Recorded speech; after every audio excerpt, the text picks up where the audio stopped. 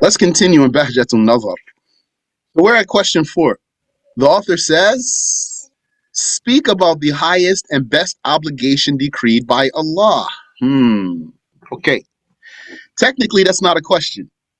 That's something that I noticed in learning Arabic and studying with Arabs and taking tests in Arabic. Sometimes what's called a question isn't a question. This is actually a command. Speak about such and such. And therefore is as if it's open-ended. Okay, so how would I address this before I read the answer? By the way, I don't read these answers here yet. I'm just going cold here with you. I'm reacting to the book. So if someone asks me that, speak about the highest and best obligation decreed by Allah, what I'm going to do? How would I answer this? My default position is to give a short, brief, clear answer. Short, clear answer. Not long thing, especially if it's written.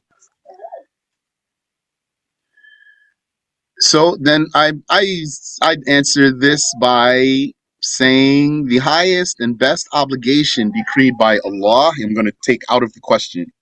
I'm going to call it a question now. I'm going to take out of this question the words of it and put it into my answer. The highest and best obligation decreed by Allah is, I might say, having the correct belief. Or I might say, having the belief or the correct belief in Allah and His Messenger. I might say having the belief, or I might say having the correct belief, or I might say having a belief or correct belief in Allah and His Messenger. So it says here, answer. The highest and best obligation decreed by Allah is the belief in Allah and His Messenger. Yes, correct. The Prophet ﷺ said, أفضل الأعمال إيمان بالله ورسوله صلى الله عليه وسلم. Narrated by Al-Bukhari. This means the best of deeds is to believe in Allah and His Messenger. Okay. So, it's possible to turn this into a real question and say, what is the highest and best obligation decreed by Allah? Question mark. And then the answer would be this here. Then there's elaboration. Having the correct belief is a condition for the acceptability of the good deeds. Hence, the one who does not believe in Allah and His Messenger will never have any reward in the hereafter. Yes. Having the right belief is a condition for the acceptability of the good deeds. Yeah. And, you could probably perceive it's possible to make this the answer to another question. What's the other question? That question being, what is the condition for the acceptability of the good deeds? Then the answer would be having a correct belief in Allah and His Messenger, or being a Muslim. You can answer it this way or that way.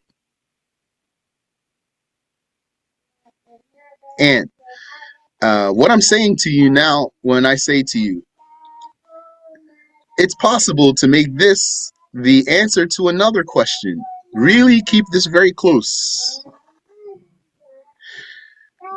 Because if you don't, you might let someone talk around you, or maybe even talk circles around you sometime. You ask a person a question, he says something to you. It's not the answer to your question. What is it? It's the answer to a different question.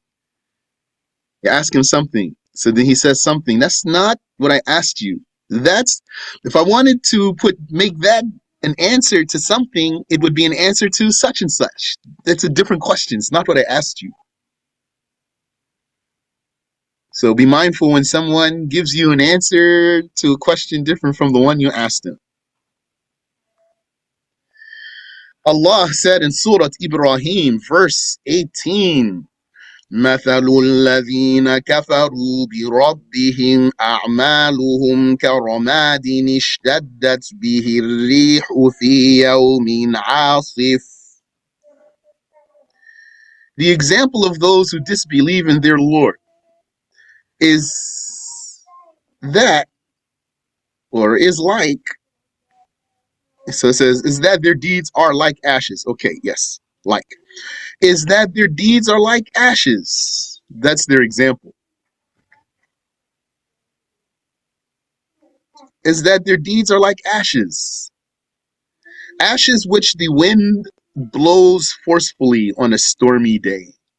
So what's going to happen to those ashes? They're going to not be there. They go away. They are inaccessible. But there's no need for this comma here.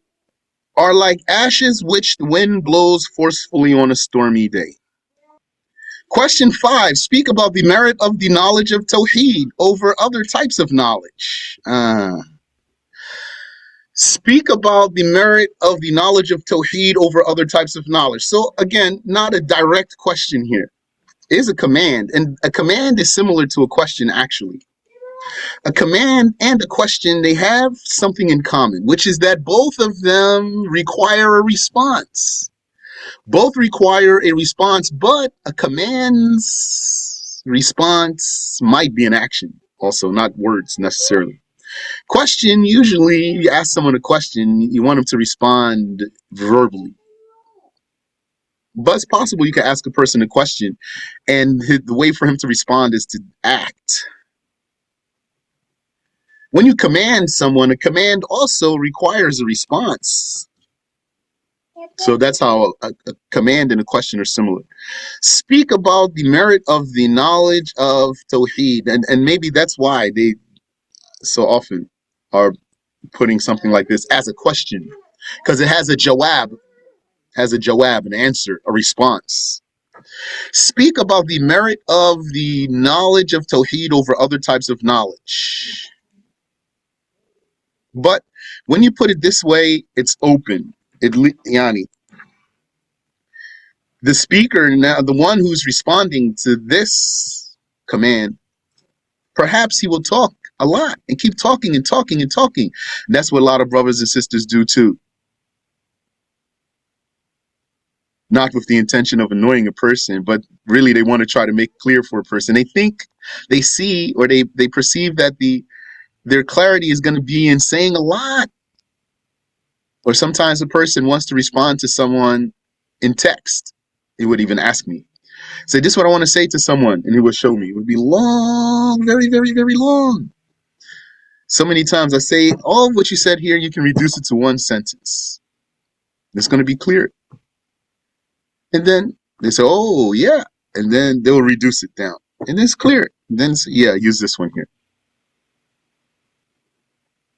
So when you are speaking to someone, just be direct, say the answer, finish the answer, give a clear, brief answer, because it's going to be clear, more clear usually if it's brief. The more you talk, the more you have potential to make what you are saying muddled. Brief, clear answer, and finish, period. Especially if it's in writing. Also, your question. If you have a question, just make short, brief, clear question, not long question. Yani, personally, I don't really prefer very long questions from any person. It's not personal. If someone will ask me a long question, I'm going to say to him, can you reduce your question? And if I were to ask a person a question, I'm not going to ask him something that requires or even allows for him to say a lot of stuff. I'm going to ask him something that has a direct answer. Then all I want to do is hear the answer. And all I'm waiting for is the answer. Everything else is noise for me until I hear the answer. Yes or no, or I don't know, for example. That's all I'm listening for. And the more you talk around that, then the more I'm going to be convinced that you're not an honest person with me in the first place. Usually. But maybe some people, they just don't know better. So, Yani, that's the thing for me about such, posing it this way. Speak about such and such. Then someone just go off on a tangent. So you're going to have self-control. Don't go off on tangents. Just ask. I mean, for example, this is directed to you. Give brief, clear answer. Speak about the merit of the knowledge of Tawheed over other types of knowledge. My answer for that would be, or my response to that would be, the knowledge of Tawheed has merit over other types of knowledge because it is the knowledge that pertains to believing in Allah and His Messenger. And the knowledge pertaining to Allah is the greatest knowledge because Allah is the greatest. And the Messenger of Allah, sallallahu alaihi wasallam, he is the greatest of all the creations. So the knowledge pertaining to Allah and His Messenger is the greatest knowledge. That's how I would answer this, and then stop there. Let's see what's answered here. Answer 5. The knowledge of Tawheed has an honored merit over other types of knowledge because it relates to the most honored information. Correct. That's a good answer there. But it has ambiguity in it. This answer is correct answer, but if that's the way one will answer it, he needs to keep talking. So, because what does it mean? It relates to the most honored information. So it goes on. The high honor of the knowledge is derived from the status of what one is learning about. Since the knowledge of Tawheed conveys the knowledge about Allah, so you could put here this word instead of knowledge right here, you could put science. Since the science of Tawheed conveys the knowledge about Allah, clears Allah of what is not befitting to Him, and clears the prophets of what is not befitting to them, it is better than the knowledge of the rulings and all other knowledge. Yep, that's correct. It's not too long also, and it's clear answer. Allah said in Surah Muhammad, verse 19, فَاعْلَمْ أَنَّهُ لَا إِلَهَ إِلَّا اللَّهُ وَاسْتَغْفِرْ لِذَنْبِكَ. Know, yani, be steadfast, O Muhammad, that no one is God except Allah. وَاسْتَغْفِرْ لِذَنْبِكَ, and ask Allah for forgiveness. Look how that's translated there. It's like the word ذنبك was avoided in this translation here. It's just وَاسْتَغْفِرْ, and ask Allah for forgiveness. It doesn't say from what. The ayah says from what though. لِذَنْبِكَ, for your sin, for your dhanb. That's what's stated in the ayah. And what appears then, Allah here, is the confirmation of a sin for the Prophet sallallahu alaihi wasallam. That's what appears.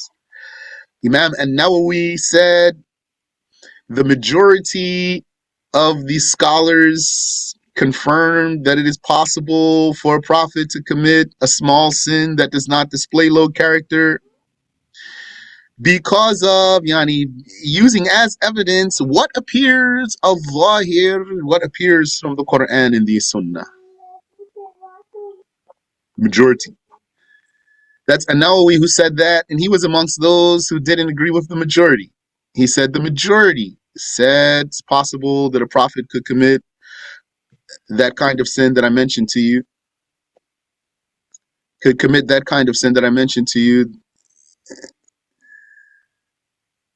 The majority said it's possible because of what appears from the Quran.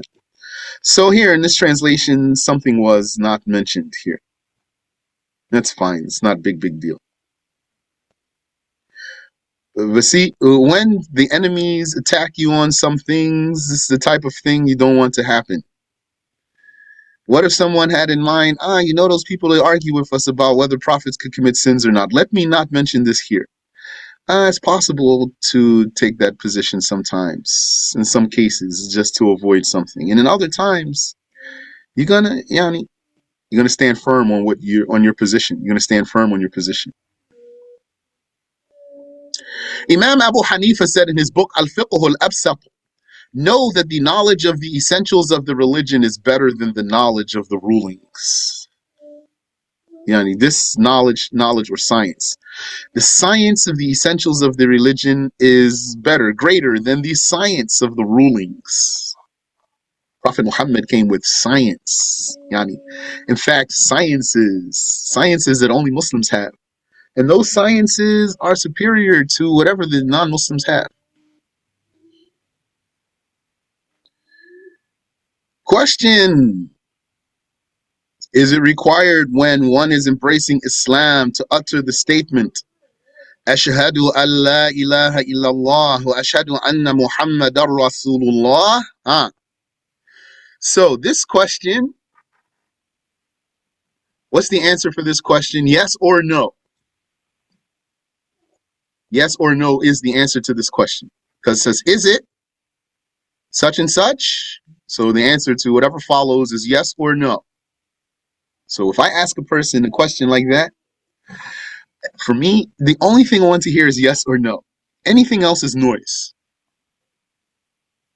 And the longer I'm waiting to hear yes or no, usually makes me more concerned of someone's lack of honesty.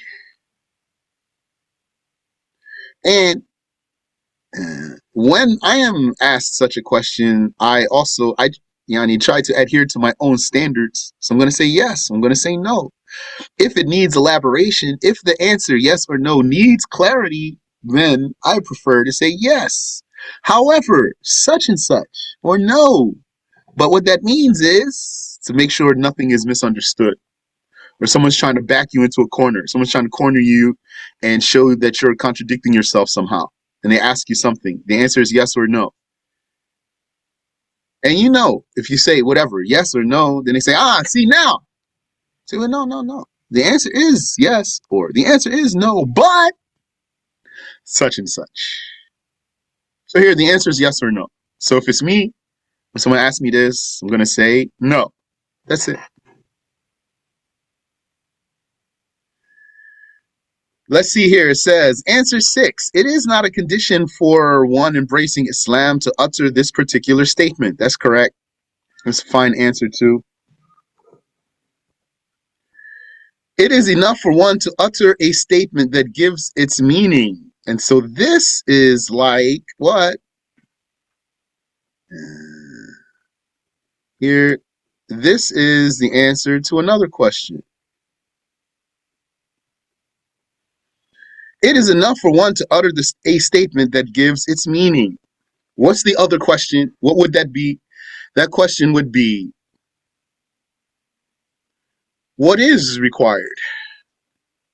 What is required when one is embracing Islam? So it's a different question. So, supposing the question were what's stated here.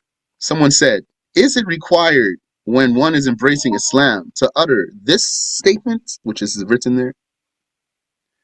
And then someone answers, supposing his answer is, it is enough for one to utter a statement that gives its meaning. So that means he didn't answer the question. Didn't answer the question. Because that's an answer to a different question. What is enough when one is embracing Islam? For example, one may say, La ilaha illallah, Muhammadur Rasulullah. There is no God other than Allah. Muhammad is the messenger of Allah. Or, La Rabba illallah, Muhammad Nabiyullah. There is no Lord other than Allah. Muhammad is the prophet of Allah. Or you could say, La Khaliqa illallah. There is no creator other than Allah. And you can say, Ahmad Rasulullah. Or you can say, Abul Qasim Rasulullah or Nabiyullah. Ahmad or Abul Qasim is the messenger or the prophet of Allah. Or you might say, no one is God but Allah, and Muhammad is his messenger. Yani the messenger of Allah. Using a pronoun. Or you might say, رضيت بالله ربا وبالإسلام دينا وبمحمد نبيا. I accept Allah as Lord and Islam as religion and Muhammad as prophet. That's enough to make a person a Muslim too. Uttering one of these statements is sufficient for one to embrace Islam. However, the term ashhadu is better than other terms because its linguistic meaning includes the knowledge, belief, and declaration. By using the term ashhadu, one confirms the meaning in a way that is not attained using other words. However, the term ashhadu is better than other terms. So, uttering one of these statements is sufficient for one to embrace Islam. Yes. Honey, that's an answer to another question. However, the term ashhadu is better than other terms. That's extra information.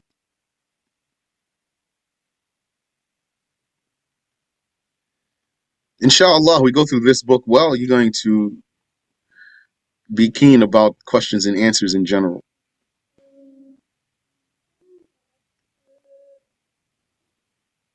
A lot of times you'll ask a person a question and they slip your question and you don't even notice.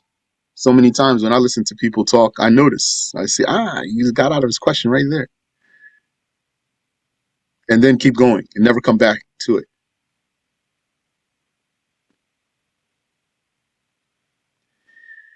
By using the term ashhadu, one confirms the meaning in a way that is not attained using other words. Because the word ashhadu means I know, I believe, and I declare.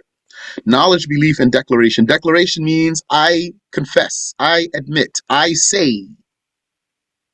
Belief here means I accept.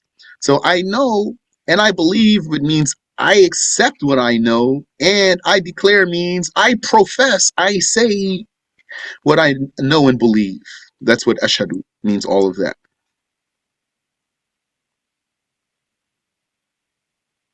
Uh, Now, question 7 is state the proof for the existence of Allah. Answer. There is absolutely no doubt about the existence of Allah. That's not the answer to the question. There's a period here. State the proof for the existence of Allah. So if I had said that to a person, then he said, there's no doubt about the existence of Allah, I'm going to tell him that's not the answer to my question.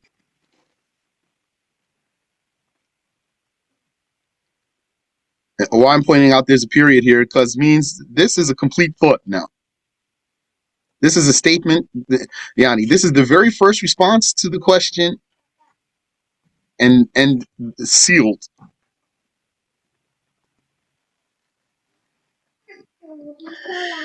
But of course, the information keeps going here. But just pointing out to you here, this is not the answer to the question. The very first thing that came out. So that's how when I ask a person a question, all I want to do is hear the answer.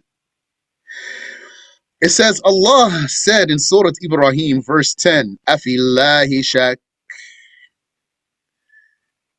There is no doubt about the existence of Allah. This is the answer to the question. Meaning, when he says Allah said, it's as if he's saying the answer, the proof for the existence of Allah in the Quran is in Surah Ibrahim, verse 10. So that's the answer to the question. But the first sentence here is not. This is called textual evidence. Textual evidence. This is evidence from the religious documents. Then the next one says the existence of this world is a proof for the existence of Allah. That's also an answer. That's an intellectual evidence. So within all of this talk, the answer is present, but it didn't start with the answer. Yeah. And a lot of times, if someone's a swindler, if he's a scammer, if he's a double talker, we'll dance around your question. Maybe get to answer it, but it's like he's trying to fake you out, saying a lot of things before he actually answers the question. That's the thing I don't like about salesmen. They talk a lot. I guess it comes with the territory, it comes with the job. But when they talk so much, and it's like they're not honest. To me, that's me personally. I'm not saying they are dishonest though, just because he's a salesman, a talkative salesman.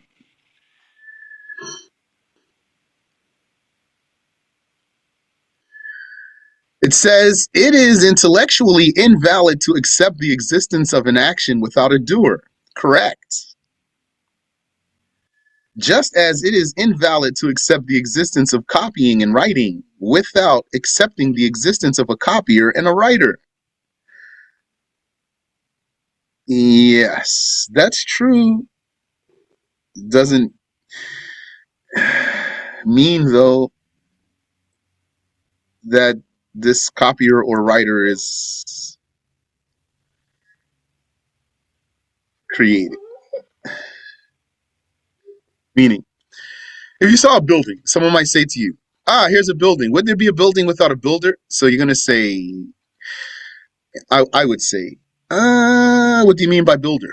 Do you mean a body? Do you mean someone who is a body, who has like arms and fingers? And if that's what you mean, I'm going to say it is mentally possible that there's a building without some created one who built it. If there's a writing, and you ask me, is it possible that there's a writing without a writer? I'm going to say, well, what do you mean by writer here, though? When you say writer, do you mean someone who has a body? If that's what you mean, then it's possible that Allah could create a writing without a created being who wrote it. So that's what concerns me about wording it this way. That a person thinks that this means, let me reread it, just as it is invalid to accept the existence of copying and writing without accepting the existence of a copier and a writer, maybe someone thinks this means it is invalid to accept the existence of copying and writing without the existence of someone who has a body. So that's not true. Therefore, this world must have a creator, and this creator is Allah the Exalted. Okay, so the question has been answered. It is possible to move on, but the answerer is wanting to benefit the asker, supposing they are different people. Like if you are the asker and I'm the answerer, and this is my answer, if all of what's written here is my answer to you, then I would be saying all of this wanting to benefit you and say some extra things to you. Maybe sometimes when you answer a person with brief, very, very brief answer, they feel like you're brushing them off. I need to keep that in mind. But for me, it's a matter of answering the question clearly, correct answer, and also not wanting to talk a lot. The answerer says here, Allah exists and is not similar to existing things. So this is now just, one might say, filler, extra information. The question is answered. He exists without a manner of being and without a place. Imam Ahmad al-Rifa'i said, the ultimate knowledge about Allah, yani the furthest knowledge, the most that you could comprehend as a creature, is to believe with conviction in his existence without a manner of being and without a place. Wallahu alam. Let's stop there. Any question?